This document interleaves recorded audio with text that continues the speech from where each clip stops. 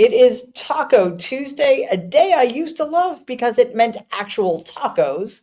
But since we are living in the Trump regime, Taco Tuesday stands for Donald Trump always chickens out. Because remember, the D in taco is silent. This time, Donald is chickening out over his own chip policy because of a company named Nvidia. That's an American manufacturing company that specializes in chips and other technology and is also a major player in the artificial intelligence universe.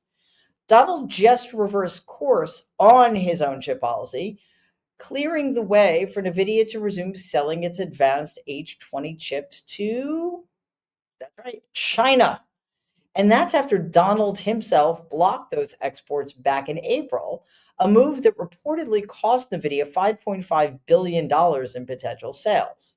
So, what changed exactly? Because Donald is just world famous for his steadfastness, his courage in the face of opposition. He's renowned for those things. No, well, no. He actually had a friendly sit down with NVIDIA CEO Jensen Huang, who asked Donald to change his mind.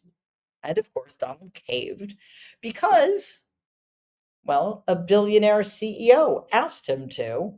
And all of that bluster about MAGA and America first and decoupling from China was out the window. So while Donald gives China exactly what that country wants, they continue to rack up real economic gains. Despite Donald's tough talk, which says otherwise, China's economy grew 1.1% last quarter. That's an annualized pace of 4.1%. The exact kind of growth Donald claims his tariffs were supposed to prevent. China's manufacturing sector is not crumbling under the pressure that Donald thinks he is imposing on the manufacturing giant. It's adapting and it's expanding. So Donald's bluff isn't working. China knows it. And President Xi Jinping, in particular, knows that they have the winning hand and Donald has nothing but bluster.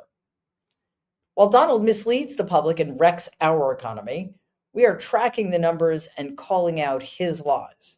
If you support real coverage without the spin that the Trump regime engages in on a daily basis, please like and share this video and subscribe to our channel. While China's economy expands, it is the American consumer that is absorbing the blow, and it's actually hitting people where it hurts in their wallets. Take a look at ABC's coverage. We're finally starting to see the Trump administration's tariffs seep into consumer prices in a whole array of areas. Not in a big way, but it's starting to happen. The inflation rate in May was 2.4%. We're now at 2.7%. So this is higher than both what we saw in April and in May. Remember, April is when Liberation Day was announced. And then since then, the tariffs have been on again, off again. We're just now starting to see this seep into different areas of the economy. Just to give you some ideas, rent continues to be a thorn in the side of Americans. Biggest rise there and the biggest cause for inflation rising as much as it did last month. We're also paying a bit more for groceries, eating out, furniture, and toys. Toy prices up 1.8% month over month. First of all, can we please stop referring to Liberation Day? That's embarrassing. Okay. Now, much more importantly, according to CNBC's new reporting, the consumer price index rose 2.7% in June. That's the fastest pace since February. Core inflation, which strips out food and energy, is even worse, up 2.9% year over year. And this is exactly what economists feared and warned us about.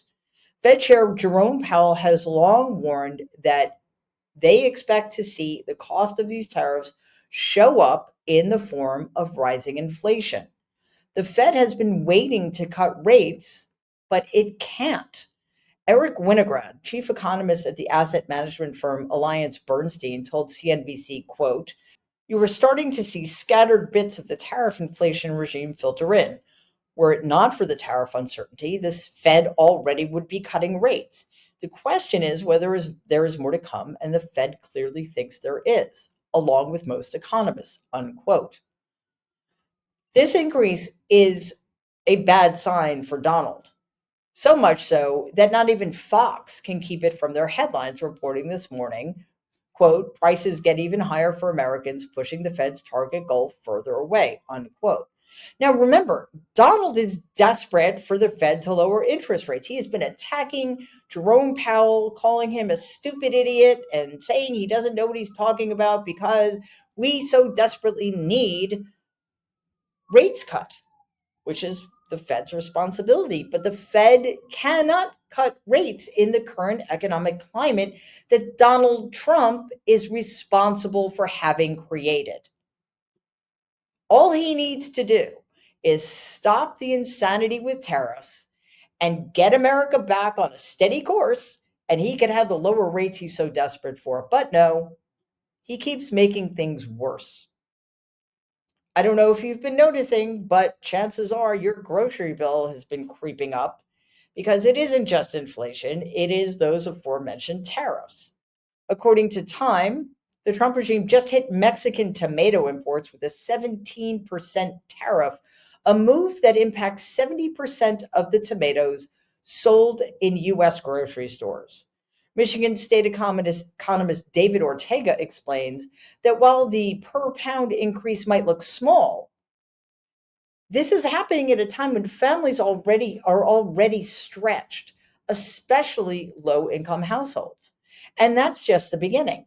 Donald's 10% blanket food import tariff is starting to show up in multiple categories. Beef and veal prices are up 10.6%, eggs 27.3%. Yes, those notorious eggs, which are largely responsible for Donald's being back in office. Coffee up 13.4%. Yeah, some of that, of course, is climate change related and also related to diseases like bird flu. Both of those things also can be laid at the feet of the Trump administration. But tariffs are accelerating all of it. Starting on August 1st, if Donald goes ahead with his planned 50% tariffs on Brazil, we could see hikes on beef, oranges, orange juice, more staples of American families. Ortega warns that U.S. agriculture cannot easily replace these imports.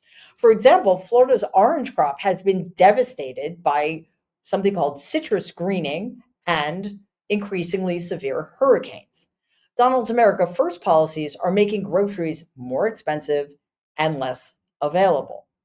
So, how exactly do higher prices and fewer available groceries protect American consumers? I do not think you can square those two things. This is essentially economic nationalism that almost feels designed to screw over the people it is alleged to help. Despite all of this, Donald is out there on his failing social media platform doing what he always does, lying about the numbers and blaming the Fed.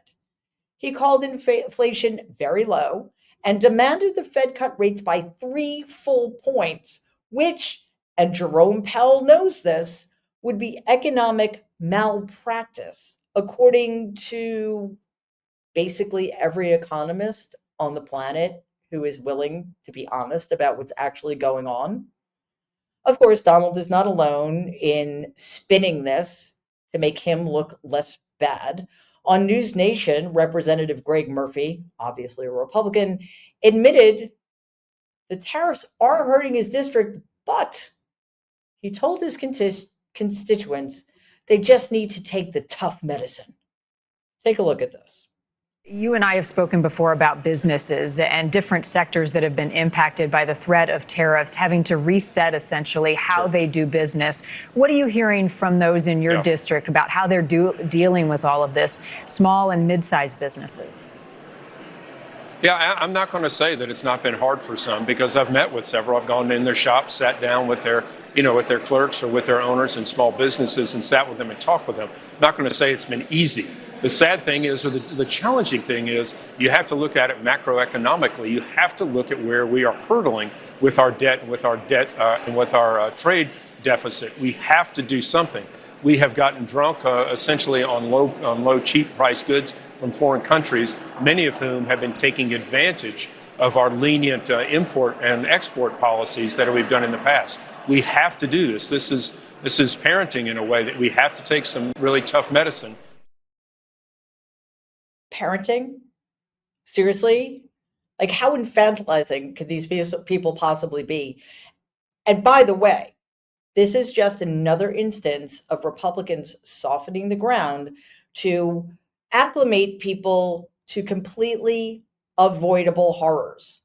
They know their policies are failing, but they would rather shove them down our throats. They would rather lie to the constituents they were elected to serve to protect Donald Trump. So the arrogance of these people who make very decent salaries, who have the best healthcare plans in the world, of telling struggling Americans who were struggling because of their failed, cynical policies, to suck it up, while all the while they are lying about the cause of those Americans suffering. It is insupportable and it is obscene. Please take a second and like and share this video. It'd be awesome if you could subscribe to the channel. If you're listening to us in podcast form, please follow us and give the show a 5-star rating because it really does help other people find our content. Thanks.